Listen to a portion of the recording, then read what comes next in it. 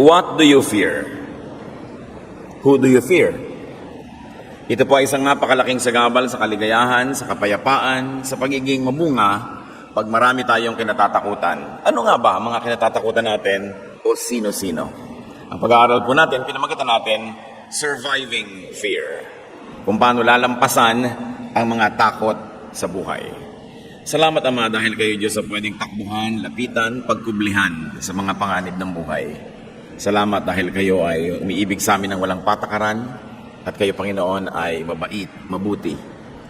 Patawarin niyo nga po kami sa aming mga kasalanan at gawin niyo kaming malinis sa pamamagitan ng dugo ng iyong anak na si Jesus. Gawin niyo kami karapat-dapat na lumapit, humingi ng pagpapala, hindi dahil kami may patago, kundi dahil pangako niyo ito at talagang napakabuti niyong magulang sa amin. Make us whole, enable us, O Lord, to see your face, to hear your voice, and to follow in your footsteps. And very especially now, enable us. Make us see how we can take shelter under the shadow of your love, from our fears, from our anxieties, from all the things that vex us. Turuan niyo kami akayin ng ang magandang buhay na inila niyo para sa amin ay aming makamit. Father, may you be our speaker. Speak on your throne of power and glory from heaven into our hearts. And may you enable us to be like your Son, Jesus. We reject and rebuke all lies and falsehood. And in the name of Jesus our Lord, drive away any presence of evil men and evil spirits. We welcome only your healing, empowering, and anointing presence, O Holy Spirit. In the name of Jesus our Lord, we pray with thanksgiving and gladness. Amen. Surviving fear. First of all, it is important to review what fear does. Ano nga ba ang ginagawa ng takot? First of all, fear tortures a person. Isang samang berdugo sa buhay natin yung takot. Sobrang magpahirap. Psalm 55, 2-5. My thoughts trouble me, and I am distraught at the voice of the enemy, at the stares of the wicked. For they bring down suffering upon me and revile me in their anger. My heart is in anguish within me. The terrors of death assail me. Fear and trembling have beset me. Horror has overwhelmed me. Lahat ng mga nakakatakot na salita ay sinabi na rito. Sabi niya, binabagabag ako ng aking mga iniisip. No? Sobra akong natatakot, madinig ko lang ang tinig ng kaaway. At ang mga sulyap o irap sa akin ng mga masasama ay gumugulo sa akin. Nagdadala sa akin ng matinding pagdurusa at talagang ako ay pinahihirapan. Sabi niya, ang puso ko ay nabibigatan, nagdurusa, at ang mga nakakatakot na bagay ay patuloy na sumasalakay sa akin. Natatakot tuloy ako, nangangatog, nanginginig, dahil puro lagim at sindak ang laman ng aking isipan. So pag atin pong sinanalyze ang mga kahulugan at mga pagpapakita rito ng ginagawa ng takot, it is really mental, it is emotional, and actually it is a spiritual suffering, which of course translates also into physical suffering. And the tormentor, worst of all, is inside you. It is you. Dahil yung pag-iisip natin, pag-aalala, pananakot sa sarili, guni-guni, at mga imahinasyon ang pinagmumulan ng maraming takot na ito. Habang totoong baka ito meron itong konting basis, merong konting factual root ang nagnanakot sa atin, pero ang lahat na ng kabuuan ay dagdag na ng ating mga guni-guni. May konting pinagbasihan ng takot pero pinadami ng imahinasyon. Fear limits a person. Isa pa yan na ginagawa ng takot. Fear paralyzes and frustrates. Kaya nakita nyo, kahit yung mga aso o mga hayop na masasagasaan mo sa kalsada sa gabi, pag nakakita ng ilaw ay hindi gumagalaw, na nagiging parang bato. Maraming mga tao, pag bibiglang sumiklab o pumutok, sa halip na makatakbo palabas ng dapat labasan, ay naninigas at nagiging parang bato because fear paralyzes. And fear doesn't only paralyze the body, fear paralyzes the mind, the emotion, the intelligence of a person. Ezra 4:4-5. Then the peoples around them set out to discourage the people of Judah and make them afraid to go on building. They hired counselors to work against them and frustrate their plans. Ang bayan ng Israel ay kalalaya lamang sa napakatagal na pagkakabihag sa ibang kaharian At nagsisimula silang buuin muli ang templo, ang mga pader ng kanilang lungsod. Pero may mga nanakot. Tinakot sila ng mga kalaban na ayaw na maging malakas sila at makagawa talaga ng kuta. So, tinakot sila ng tinakot. And the result, Ezra 4:24, thus the work on the house of God in Jerusalem came to a standstill. Pati ang pagpapagawa at pagkukumpuni ng tahanan ng templo ng Diyos ay natigil dahil natakot naman nga ang mga tao. Napakarami nating proyekto sa buhay, mga pangarap, mga mitiin, ang hindi natutupad, hindi natutuloy dahil takot ang nangunguna sa atin. Natatakot mapahiya, natatakot mabigo, natatakot na malugi, natatakot na masaktan, wag na lang. Siguro marami ring pag-ibig ang hindi natuloy sa sobrang self-defense. Natatakot ma-reject, natatakot na mahirapan, so huwag na lang. Fear distorts. Fear distorts a person, a perception, a reality. Napapalitan ng takot ang kulay ng mga bagay, pati hugis nito, pati tunog nito. Because fear corrupts. Nagpapapangit, nagpapadumi, nagpapabulok. Hindi lang ng mga bagay na nasa labas, kundi ng atin mismong kalooban. Fear uglifies.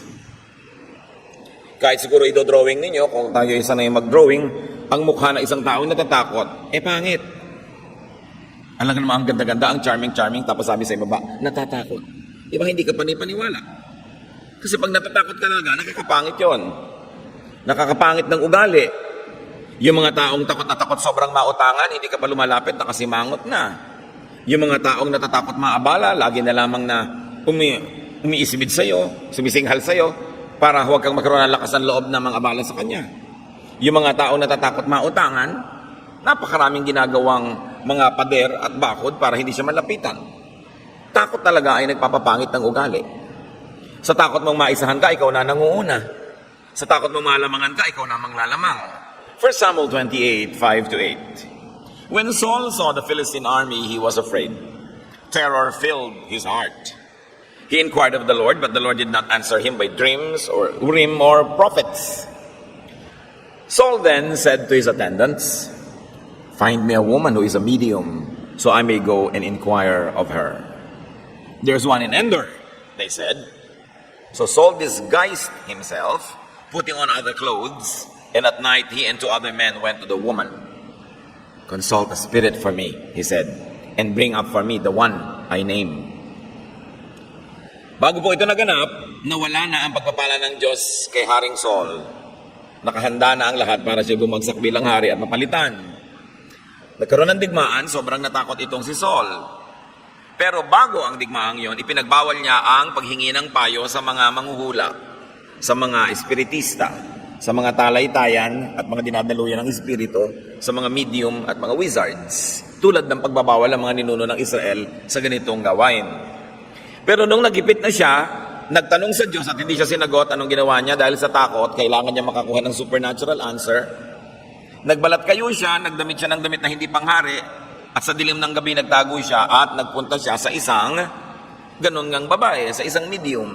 So yung sarili niyang batas ay sinira niya at lalong nagalit sa kanya ang Diyos.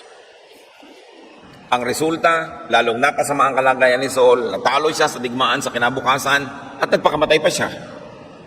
Pumangit ang lahat, lalo nang pumangit dahil na muna umiral, naghari ang takot. Fear promotes Satan. Fear promotes evil. Kaya naman yung mga laging nagyayaya sa akin, manonood tayo ng horror movies, kung magbabayad tayo para matakot. Ba't nila tayo magbayad para kumain? Para mag-relax, magpa-foot massage. Magbabayad ka para matakot, para mapanaginipan mo sa gabi.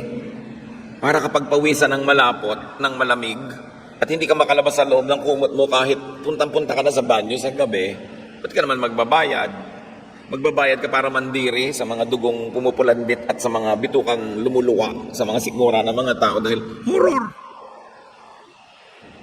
Pagka natatakot ka, ang napopromote si Satan, hindi ang Diyos. Because Satan is fear and God is love.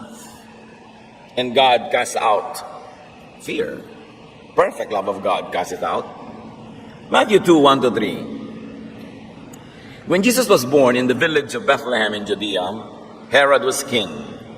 During this time, some wise men from the east came to Jerusalem and said, Where is the child born king of the Jews? We saw his star in the east and have come to worship him. When King Herod heard about this, he was worried. And so was everyone else in Jerusalem. So ipinanganak na ang tunay na hari ng Israel, pero hindi nila alam, hari ng spiritual na kaharian, hindi nung physical. Ninervyos ang nakaupo, yung incumbent na hari. So anong naging bunga? Nag-alala, natakot na mawala ang kanyang korona. The result of fear of losing the crown, Matthew 2:16, he gave orders for his men to kill all the boys who lived in or near Bethlehem and were 2 years old and younger. Massacre of the infants. Dahil natakot. Marami pong tao natatakot at sa takot nagiging kriminal sila. Sa takot na mabiso ang kanilang mga kasalanan, gumagawa ng higit pang maraming kasalanan. Sa takot na mawala ang minimiti o pinapahalagahan nila ay humahanda sila o kaya'y napapasubok na gumawa ng napakasamang mga bagay. Fear really is our enemy. Fear is the enemy of godliness. Fear hides God. Pag ang tao ay natatakot, nakuubli ang Diyos. Natatakpan ng kinatatakutan niya. Nawawala ang Diyos sa altar ng kanyang buhay at ang idinadambanan niya doon ay mga nakakatakot na mga bagay. Doon siya nakatuon, doon siya nakaluhod, at doon siya sunod-sunuran, at doon siya naaalipin at nakakawawa. Matthew 14:30, Peter got down out of the boat, walked on the water, and came toward Jesus. But when he saw the wind, natakot, he was afraid, and beginning to sink, cried out, Lord, save me. Habang nakatingin siya sa Panginoong Jesus, nakakalakad sa tubig itong si Pedro. Nung tumingin sa mga alon, sa hangin na ipinapakita ng gumagalaw na tubig na nanggagaling sa dagat, natakot. At dahil natakot siya, nawala na ang kapit ng mata niya sa Panginoon at napakapit ang mata niya sa tubig na nakakatakot, nilamon siya ng tubig. Habang siya ay nakatingin sa Panginoon, nakalutang siya. Nung tumingin siya sa tubig, dun siya lumubog. Fear could be an idol. Kung meron siguro sa mga bahay nating mga altar, at marami naman sa mga Bible-based Christians, walang ganong physical na altar. Pero siyempre, meron pa rin spiritual altar. Ano kaya nakadambana doon? Pag natatakot ka, yun ang nakalagay doon. Pag takot kang mamatay, si kamatayan yung nasa altar mo. Pag takot kang maghirap, yung image ng kahirapan ang nasa altar mo. Pag takot kang magkasakit, mga sakit ang nando sa dambana, na tuwing makikita mo yun, napapaluhod ka ng lulumod, sumasampa ka doon at nakakawawa ka noon dahil doon ka nagsasubmit. Kaya dapat tinatanggal yan at inilalagay sa altar ng buhay natin ang Diyos. Ang kanyang salita, ang kanyang mga pangako. At yung napakadami na niyang nagawa sa atin na pagpapatunay na siya ay mabuti, mabait na Diyos, dapat yan ang laging ginugunita, inaalala, minememorya, kinukwento, pinag-uusapan, at ipinagpapasalamat. Napakaraming pagpapahirap na ginagawa sa atin ng takot. Yung mga sa gabi ay hindi makalabas ng kwarto dahil natatakot. Yung mga hindi makagawa ng gustong gawin dahil natatakot. Gustong-gustong mag-tour, natatakot sumakay ng eroplano. Gustong-gustong mamasyal sa mga iba't ibang mga pulo, natatakot mamangka. Sa bagay, sa maraming bangka sa Pilipinas, nakakatakot naman talaga. Dahil kulang sa mga safety gadgets at sa mga gamit. Hindi yun ang fear na pinag-uusapan natin, yung fear na may basihan, dapat kang matakot. 50 kayo sa isang maliit na bangka na walang katig. Hindi spiritual yan, mental yan, utak lang ang gagamitin mo, hindi ka talaga dapat sumakay. Ang pinag-uusapan natin mga takot, yung may konting-konti lang basihan at karamihan na imahinasyon. Natatakot na pagtaksilan ng asawa, wala namang basihan, lagi nalang tuloy galit na galit, nervyos na nervyos, pumapangit, nasisira ang ugali, hindi na maganda ang samahan nila mag-asawa dahil lang doon sa takot niya at kung wala namang basihan. Now what must we realize about fear? Makinig kayo mabuti mga kapatid. Fear is mostly only in the mind. In your mind. 99% ng mga takot, guni-guni mo lang. Iniisip mo lang kasi. Katulad ng mga taong natatakot, baka daw matunaw na lahat ang mga yelo sa North at South Pole. Ano kaya mangyayari? Kaya, bakit kami dalang salbabida? Naku, baka matunaw na ang North Pole. Mga taong natatakot na magbanggaan ng mga planeta at madurog ang daigdig. Ano naman ang magagawa mo kung nagbanggaan nga? Di magkapira-piraso ka. Mapipigil mo ba yun? So ikaw na natatakot, nahihirapan ng loob, yung hindi natatakot, nag-e-enjoy sa buhay. Pero pareho lang naman kayo nasa planetang ito. Yung mga sobrang natatakot malugi, hindi na mamumuhunan kahit kailan. Yung natatakot matalo, hindi na yan makikipag-contest kahit kailan. Yung natatakot masaktan, hindi na magtitiwala. So nabuhay nga kayo. But what quality of life do you have? So very nice, so very safe, but not very enjoyable. Dahil nabubuhay sa takot. Patatandaan nyo, it is mostly in your mind. Except for those that are really very valid. Yung mga valid, ha? Matutulog ka sa isang hotel, walang fire escape. Ang kipot-kipot ng mga pasilyo, ang kapal-kapal ng carpet, ang daming hagdan mong daraanan bago ka makalabas, dapat ka talagang matakot na baka magkasunog. May basis naman eh. Pero hindi yun ang mga takot na pinag-uusapan natin. Yung wala namang basis. Okay, konti-konti ng basis, pero inalipin ka na. So fear is personal. It is based on personal experience. Tulad ng mga phobia. O bakit ako natakot ka nang sumakay ng elevator? Kasi minsan, 2 o 3 beses ka nang na-trap. Pero ilang libong beses ka nang sumakay sa elevator na hindi ka naman na-trap. At ang tinatandaan mo lang yung konti na na-trap ka, kaka-phobia ka tuloy. O nakondisyon ka ng mga nanay mo na matakot sa ipis. Bakit maraming mga tao ginagapangan ng ipis habang tulog na naginip pa in color? Ikaw naman, makakita lang ng dumadaang ipis, papaakyat ka na sa silya. So, lugi ka. Yung mga elevator na kinakatakutan, tanungin mo, bakit ang elevator girls? Pinagkakakitaan pa nila yung pamamalagi dyan. Nakaguantes pa, up, di ba? Down. Siguro kahit na nanaginip sila, up, down. Hindi sila natatakot. Ba't ikaw natatakot? Di lugi ka. Yung natatakot ka sumakay sa aeroplano, sa palagay nyo ba yung mga piloto, palili pa rin yun kung delikado? Diba alam nila yun? Pinag-aaralan nila, minemaintain nga yan Ba't takot na takot ka?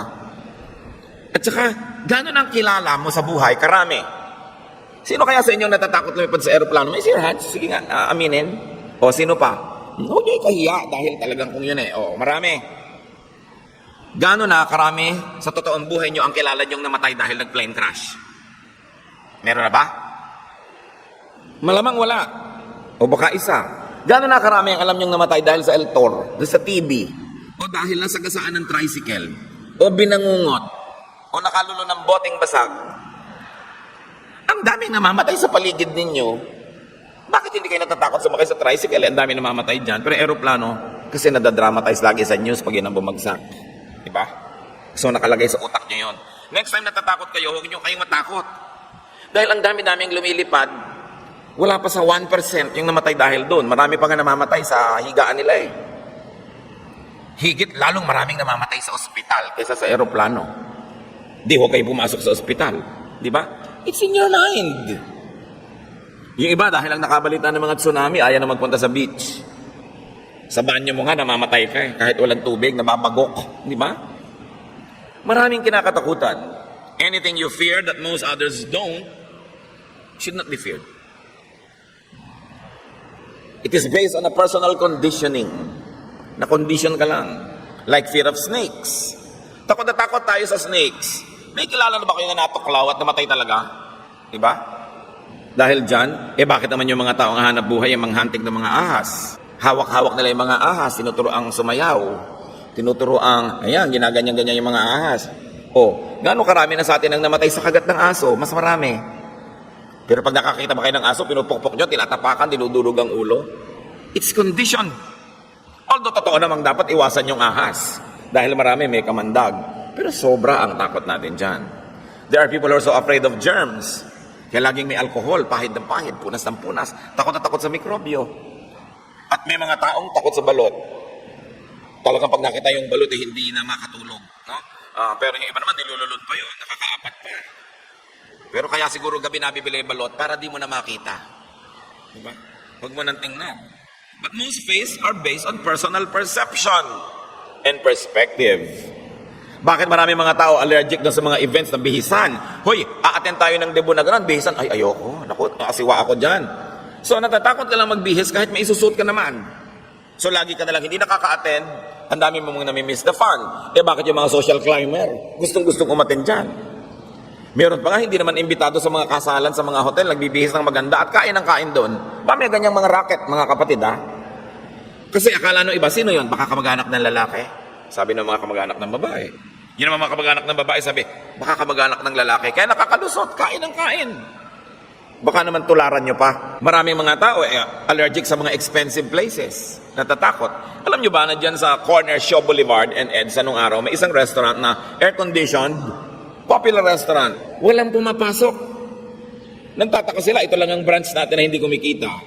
Kasi ang daming pedestrian na naglalakad sa tapat ng dahil hintuan nyo ng mga bus, ng mga jeepney, mga tricycle. Ang ginawa nga nila, tinanggal nila yung aircon, hinayaan nilang pumasok lahat ng alikabok, ang mga hanging mainit, mga usok ng tambutso. Aba, bumili, dumami tao. Bakit? May phobia sila sa social at air-conditioned na restaurant. Pareho lang ang presyo ha. Hindi na iba. May mga tao naman, takot na takot pagsalitain mo sa publiko, pinagpapawisan ng malapot. No? Halos mahimatay. Sabi na ko, pag-araruhin mo na ako ng bukid, pag minahin mo na ako ng mga bundok, huwag mo lang ako bibigyan ng mic para magsalita. Pero meron naman, pag nagpatotoo, ayaw nang bitawan yung mic. 3 araw na si sister, na kinukwento ng aking talambuhay, hindi maawat. Pero una sabi na, hindi ko po alam ang sasabihin. Bakit may mga taong ganon? So iba-iba lang ng pananaw. Bakit mo ilalagay ang sarili mo kabilang ng mga natatakot? May mga tao na bang hindi natatakot at lalo pa nga silang humahalimuyak at nagbo-blossom. Fear is based on personal projection and expectation. Ano bang projection mo sa future? Madilim, nakakatakot? Matatakot ka nga. At marami ganun mga Christian, takot na takot sa end of the world. Lagi na lang yun ang topic. Sabi ko, alam mo, 2,000 taon nang inaantay ang end of the world, di pa dumating. Ngayon, kung dadating sa buhay natin, di dumating, pero malamang hindi pa rin, kasi 2,000 taon na nga. Every generation thought that the end of the world would come in their time. Tapos ang Hollywood naman, ang daming movies tungkol sa end of the world kasi yun ang kumikita. Kaya lahat ng laman mo, end of the world na ba? May mag-e-eclipse lang, end of the world na ba? Mag-2K lang, end of the world na ba? Sabi doon, Pastor, mag-2K na po, mag-end of the world na ba? Sabi ko, bakit? Kasi 2,000 years na po. 2,000 lang sa atin. Sa Arabia, 1,400 pa lang. Sa China, ibang year. Ano ba yung bilang ng number ng taon? Artificial lang yan. In-apply lang yan ng kung sino nag-decide na magsisimula na tayo ng year 0, year 1, year 2. Yan ba ang year sa langit? Kaya takot na takot yung may gawin o may kainin dahil Sabado. Sabado ba sa langit? Di ba? May araw ba sa langit? Timeless ang Diyos. Kahit nga Sabado na dito, Biyernes pa sa Amerika, so alin na mag-a-apply? Yung sobrang maraming takot ang tao. We base our fears on circumstance. Mga kalagayan, mga karanasan. Therefore, as I have said, most fears are personal. Bakit takot ka sa dilim? Yung sister mo, hindi. Ba't hindi siya ang tularan mo para mas lumaya ka? Takot ka sa number 13, tapos ang lagi mong pinapanood pa, Friday the 13th. So ano nangyayari tuwing Biyernes at the 13th? Takot na takot ka. Pero natatapos din yung Friday the 13th na yun, na yung ibang hindi natakot, na buhay ng masaya, ikaw nalugi. Kaya dapat tanggal-tanggalin mo yung mga takot. Because fear is personal, what do? Change your personality. Dahil doon lang yun nakabase. Napakaraming kinakatakutan ng tao na nagpapakaliit ng kanyang mundo. So you fear by flying, but look at the pilot and the crew and most passengers, nag-i-enjoy. Meron ko minsan, pag-aalis ng aeroplano, talagang halatang-halata mo, takot na takot. Meron naman talagang nanonood na agad ng dapat panoorin, nagbabasa, nag-i-enjoy. Talagang bawat ibinayad niya, i-enjoyan niya, hingi ng maiinom doon sa stewardess. Yung isa naman, maglanding na po sana. Pareho lang kayong nandun, ikaw natakot siya, hindi. Di ba lugi ka? Di ba dapat may baguhin ka sa utak mo? Kasi ikaw yung nalulugi. Panatag sila, enjoy pa nga, pero ikaw nagdurusa. You suffer, they don't. You suffer, they even enjoy. Change your life. So apply this to most of anything you fear. Sa mga elevator rides, sa mga EP, sa number 13, sa darkness, yung mga heights, yung natatakot ka, nalulula ka sa mataas, bakit naman yung mga skydivers at mountain climbers? Bakit sila? So yung takot mo, pang iyo lang, pwede mong palitan. Yung iba takot sa enclosures, bakit naman yung mga minero 2 linggo sa ilalim ng lupa? Huh? Yung mga iba natatakot tumanda, bunga lang yan ng media. Kasi maraming produktong dapat itinda, so tatakotin mo ang taong tumanda para bili siya ng bili ng pampabata. Kaya naman 70 years old na, mukha pang 10 anyos, hindi ba lalo namang nakakatakot yun? Ano ito? Maligno? Batang-bata ang mukha, banat na banat ang mukha, tapos pag nagsalita, let us sit down. Ay, si Impo na pala ito. Bakit mukhang teenager? Di ba? Tapos ang ganda-ganda ng mukha, kapag tinignan mo yung leeg, parang puno na ng nyog. Sabi nila, faces lie, but necks don't. So lagi ka ngayong naka-turtleneck kahit mainit. Lagi kang nakabandana. Ba't hindi mo ipakita yung leg mo? Sabi mo, yan ang badge of my courage. Diba? Kasama pa ako sa lumipol sa mga Kastila noong 1571. Baka magkamonumento ka pa. Pero yung talaga ang bata-bata na mukha tapos, would you give me something? Impo, bakit po kayo ganyan? Anong masamang espiritu ang pumasok sa inyo? Yung iba takot na takot maging mahirap. Eh, majority ng tao sa planeta ang hihirap. Bakit naman buhay pa rin? Diba? Yung iba takot mamatay. Ba't ka matatakot mamatay? Mangyayari naman talaga yun. Ang atupagin mo habang buhay ka, mabuhay ka. At pag namatay ka, di mamatay ka. Pero yung buhay ka pa, pinapatay mo na yung sarili mo sa takot, lugi ka niyan. Change your personality kung marami kang drama. Ba't pinag-uusapan niyan? Sabi ni Lord, I came that you might have life and have it abundantly. Hindi naman bagay, lalo sa mga Kristiyano, yung maraming takot. Para ka namang walang Diyos. Salita mo lang yan, na-memorize mo lang yung scripture, pero sa buhay mo talaga, takot ka na takot. Eh baka hindi totoo yan. Kailangan mag-review ka. Now, what to do with fear? Face fear. Wala kang mababago at mapagwawagian ang hindi mo muna haharapin. Kailangan harapin mo yan. Kahit taong nang-aapi sa'yo, harapin mo. No, tama na. Ayoko nang paapi sa'yo. This is the last time. Diba? Pag ginanon mo, di ba tatapos? Pero lagi kang umiiwas, maapi ka lang ng maapi. Face fear. Exodus 14:13, nung natatakot ang mga Israelites sa Egyptians, Moses answered the people, do not be afraid. Stand firm and you will see the deliverance of the Lord will bring you today. The Egyptians you see today, you will never see again. Harapin mo. Subukan nyo to, natatakot kayo yung pumasok sa kwartong madilim dahil doon naghingalo ang mga lola nyo. Pumasok kayo doon. Pumasok kayo with the Spirit of the Lord and the Spirit of strength. Mapapatunayan yung wala naman laman. At kung meron, paalisin nyo. Diba? In the name of the Lord, nandito na ako, huwag kayo dito. Pero iniiwasan mo lagi yung kwarto na yon, kahit wala ka doon, naiisip mo yun. Kailangan mong harapin. Non-fear, confidence is based on faith in God and knowledge of God. Yung natatakot magsalita sa publiko, subukan nyo na, gawin nyo. Harapin nyo, gawin nyo siya para mapagtagumpayan. Yung mga natatakot na malugi, mamuhunan kayo. Eh, aanin nyo naman yung pera nyo na hindi dapat kumikilos, bali wala rin yon. Mabuti pag nalugi na nga, may natutunan naman kayo. Kesa nandun lang, wala naman nangyayari. Analyze fear. And see if it comes only from what we have discussed. Personal experience, conditioning, perception, perspective, projection and expectation, or just circumstance. And change your mind. Kailangan i-deprogram nyo yan sa inyong isip at i-reprogram. Minsan na kayong nakakita halimbawa ng isang masaklap na nangyari, kailangan, sabihin nyo, minsan lang yun. Maraming nangyayari din ganun, hindi naman ganun na naging ending. Kailangan reprogram ang isip. Hebrews 30:6, so we say with confidence, the Lord is my helper. I will not be afraid. What can man do to me? At kung walang pwedeng gawin sa inyo ang taong buhay, lalong walang pwedeng gawin sa inyo ang taong patay. Gaano karami sa inyo mga kapatid ang takot pa rin hanggang ngayon sa patay? Sa tinatawag na multo. Kung meron man yan, hindi niya kayo kayang galawin kasi ibang dimension nila, hindi sila nasa physical world. Kayo nasa physical world, bagamat may spiritual world kayong kinabibilangan din kasi meron tayong espiritu, meron tayong katawan. Pero kung meron naman mga espiritu, nasa spiritual world lang sila. So doon lang sila sa spiritual part mo makakapanggulo. Kailangan nyo ng spiritual part mo, isuko mo ng isuko sa Diyos para mawala ng space yung kinakatakutan mo. Meron pa mga natatakot tumingin sa patay. Ang gawin mo, pag pumunta ka sa patay, tingnan mo. Para ka makalaya dyan. Pag hindi mo hinarap, hindi ka makakalaya eh. Makikita mo naman, napakarami naman taong tumitingin sa patay, lalo yung mga embalsamador. O bakit buhay pa? Di ba? Ba't ikaw ay matatakot? Yung mga nagme-makeup pa ng mga patay. Pag, ay maganda pala ito, masubok sa akin. Oh. Eh bakit ka natatakot sila? Hindi. Anong meron silang wala ka? Para ka maging alipin. Oh, the Lord is my shepherd. I shall not be in want. No? Sabi niya, even though I walk through the valley of the shadow of death, I will fear no evil. Ba't hindi naman natin i-apply sa buhay natin yan? Measure fear. At bakit natin susukatin? Measure God. 1 John 4:4, the one who is in you is greater than the one who is in the world.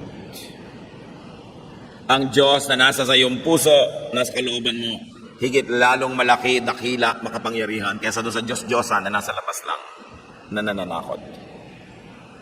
Sukatin ninyo ang best and worst. Halimbawa, tungkol sa paglipad, what is the best thing that can happen pag lumipad ka? Na makarating ka sa kamag-anak mo, na makapag-tour ka, makapasyal ka, makapagtrabaho ka kung saan mo gusto magtrabaho. What is the worst? Na lumaglag at mamatay ka. O di ba nga, kahit sa kama mo, pwede ka rin namang mamatay. Mas marami nga namamatay sa kama kaysa sa aeroplano.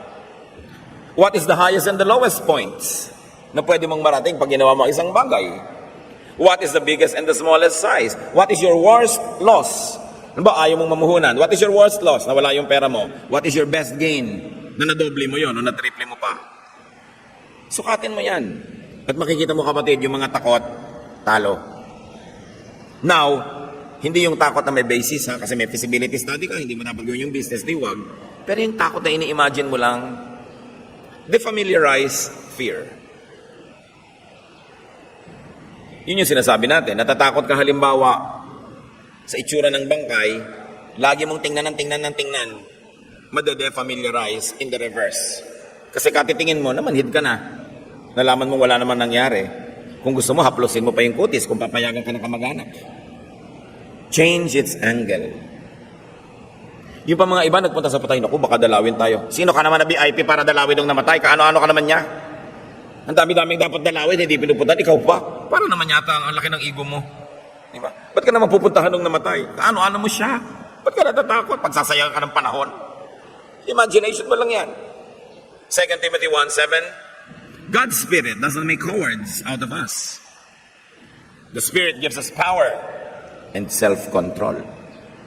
Yun ang ibinibigay sa atin. Nakokontrol mo sarili mong nervyusin, lumalakas ang iyong loob. Pag tinatahanan ka ng Espiritu ng Diyos, tumatapang ka, hindi nagiging reckless, ha? Hindi nagiging pabaya. Matapang lang. Hindi tuwag. Look at fear from the point of view of heaven. Look at fear from the point of view of God, who is God over all.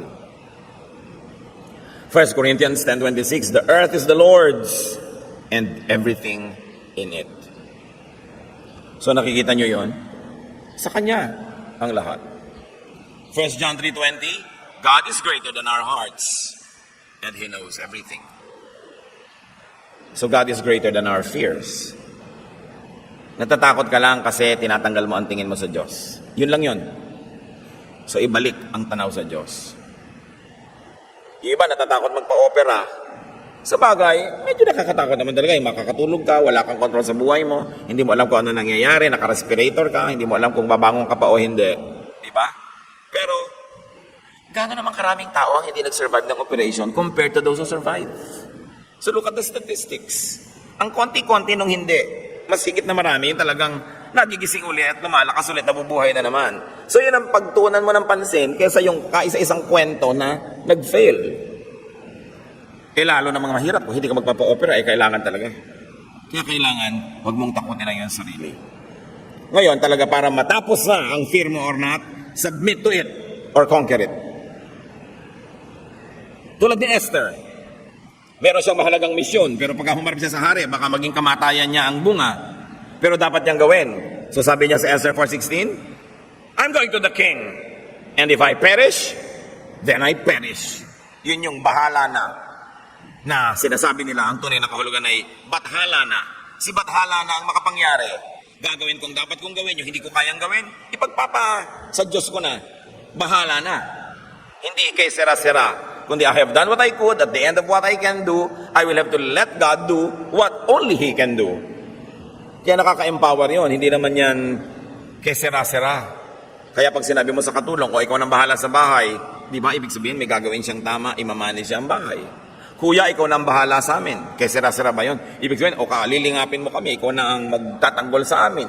aasahan ka namin. Ha? Pag akong bahala sa'yo. Di ba, sasagutin mo? So, hindi yan kayo sara-sara.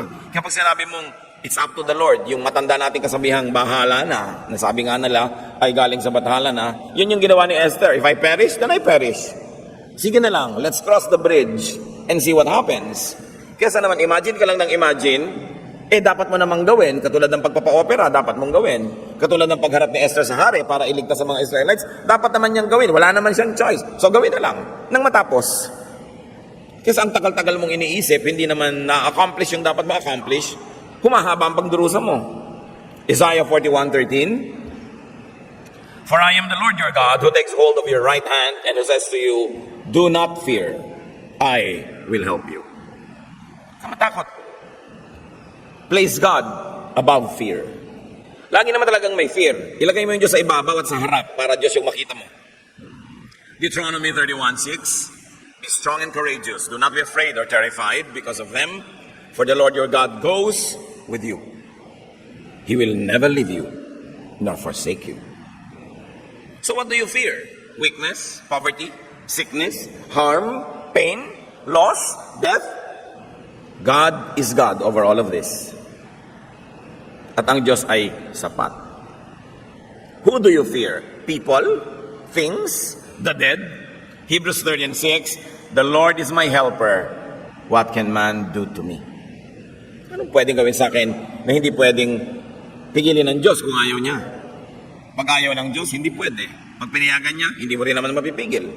So frame your fear. Limit it. Deconstruct it. Alisin mo yung power niya over you. Remember, ang pinag-uusapan nating fear, yung baseless, ha? Hindi naman yung may basis. Put God and Jesus in the equation. Nakakatakot naman, magpapa-opera ako, pero dapat talagang tanggalin itong kulani. Di ba? Dapat talagang tanggalin itong tumor. Put God in the equation. Sabi mo, I will sleep, but God is awake.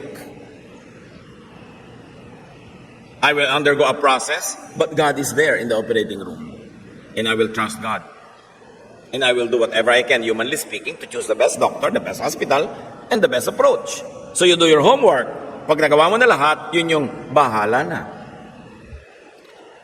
Psalm 23 verse 4, Even though I walk through the valley of the shadow of death, I will fear no evil, for you are with me.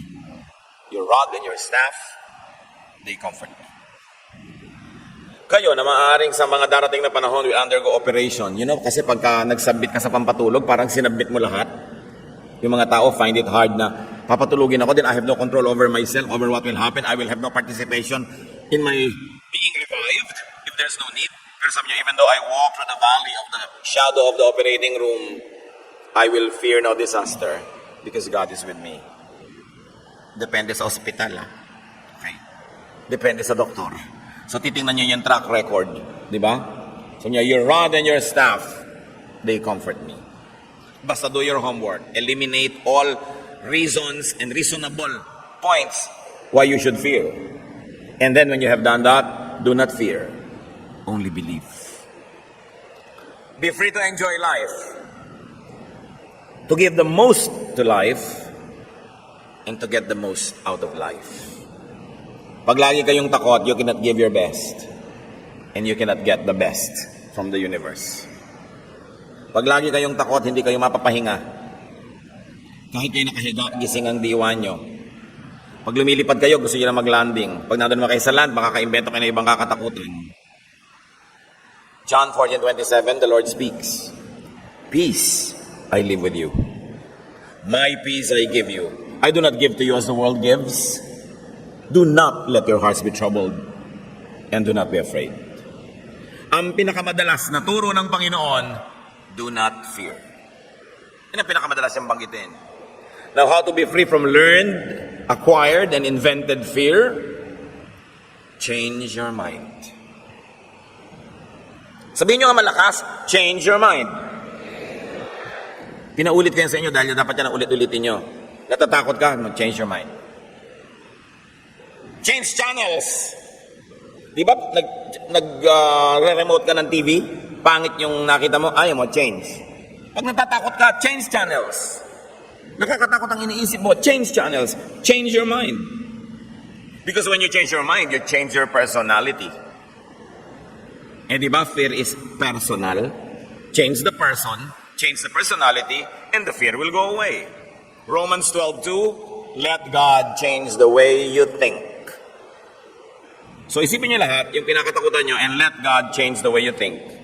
Change your thoughts, and you will change your actions. Change your actions repeatedly, and you will change your habits. Change your habits, and you will change your personality. It begins with the thought and ends with the thought. Because when you change your personality, the way of thinking will be different.